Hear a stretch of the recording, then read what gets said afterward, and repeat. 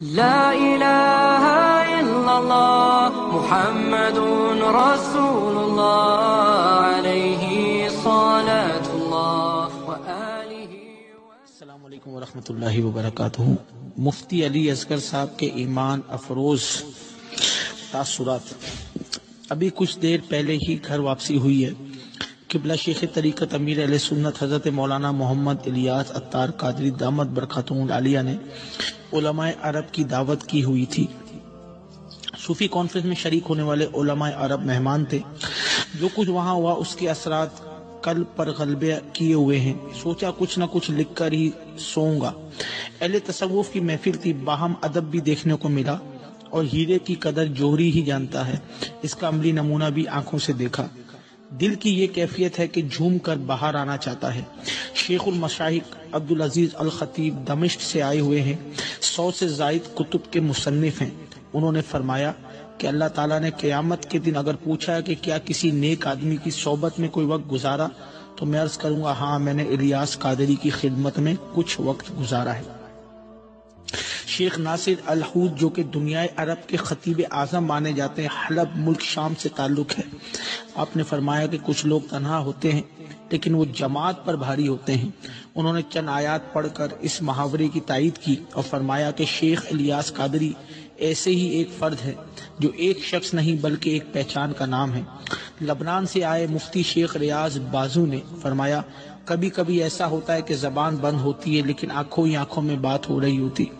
لیکن شیخ جن کے پاس ہم آ کر خاموش بیٹھے ہیں، یہاں ہماری آنکھیں بھی بند ہیں اور زبان بھی، لیکن دل اور روح ان سے باتیں کر رہے ہیں.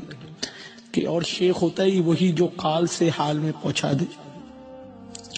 بغداد شریف سے آئے غوث پاک رضی اللہ تعالیٰ عنہ کی مسجد کے خطیب عراقی پارلیمنٹ کے ممبر شیخ جراد نے کہا کہ میری خوش قسمتی ہے کہ میں آج شیخ کی خدمت میں موجود ہوں، شیخ الیاس کی. مزید فرمایا کہ میرے گھر پر سب سے زیادہ تیسرے نمبر پر چلنے والا چینل مدنی چینل، باوجود یہ کہ ہم کو اردو سمجھ نہیں آتی لیکن ہم اس کو دیکھتے رہتے ہیں. مصر دارالفتاء الحضرت سے وابستہ مفتی مصطفیٰ زغلول شافی قادری نے فرمایا کہ تصوف کی تا کا مطلب ہے تکشف یعنی کہ کشف، اور اس کا ادراک ہمیں اس محفل میں ہو رہا. اور فرمایا کہ امیر اہل سنت الیاس قادری نے اپنے آپ کو چھپا کر رکھا ہوا ہے. شیخ مصطفیٰ نے آخر میں امیر اہل سنت کا ہاتھ پکڑ کر مسلسل غوث پاک کی بارگاہ میں استغاثہ کرتے رہے.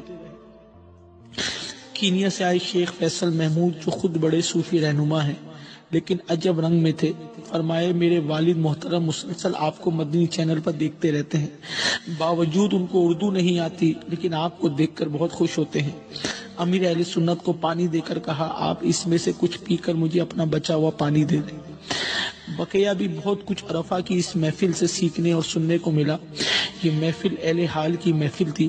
کچھ چیزوں کی تو کوئی سمجھ ہی نہیں آئی کہ کیا ہوا. جیسے شیخ عبدالعزیز جاتے جاتے واپس آئے اور امیر اہل سنت کے ہاتھ پر خود بھی ہاتھ رکھا.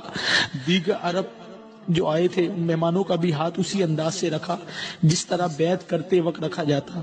یوں 10-12 افراد بیعت کی طرح ہاتھ پر ہاتھ رکھ کر کچھ دیر کھڑے رہے لیکن امیر اہل سنت کے لبوں سے وہ آواز میں نہ سن سکا، حالانکہ میں بہت قریب کھڑا تھا. جو بیعت کراتے وقت آپ کہا کرتے ہیں کیا ہوا، کیوں ہوا، کیسے، کوئی خبر نہیں. واپسی پر مہمان جانے لگے تو دل کہہ رہا تھا یہ سب دیکھ کر باہر جانے کی کیا حاجت ہے، یہی قدموں پر نثار ہونے کا موقع ہے. آج ایسی نورانی محفل کے بعد مرشد سے دور جانا کوئی بہتر کام نہیں، لیکن جذبات ہی ہوتے ہیں. مہمانوں کو رخصت بھی تو کرنا تھا سو باہر جانا پڑا، اور باہر تو ویسے بھی جانا ہی پڑتا ہے. جب صاحب بیت کے آرام کا خیال دل میں آتا تو کوئی چارہ ہی نہ بچتا باہر آئے بغیر. راستے بھر سوچتا رہا وہ لوگ جو امیر علیہ سنت سے پہلی دفعہ ملے، جن کے ہزاروں مریدین وغیرہ ہیں، جس دنیا کے مختلف علاقوں سے آئے، ان میں سے اکثر علماء ہیں بلکہ PhD ہیں، مختلف دینی علوم کے ماہر ہیں. اول تو محفل میں خاص ادب سے خاموش بیٹھے، از خود تاثرات بیان کرنا شروع کیے.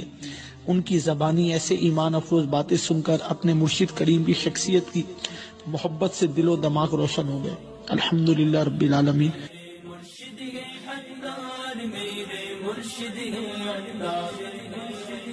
دنیا بھر میں بدلے لب سے چرچے ہیں اتار کے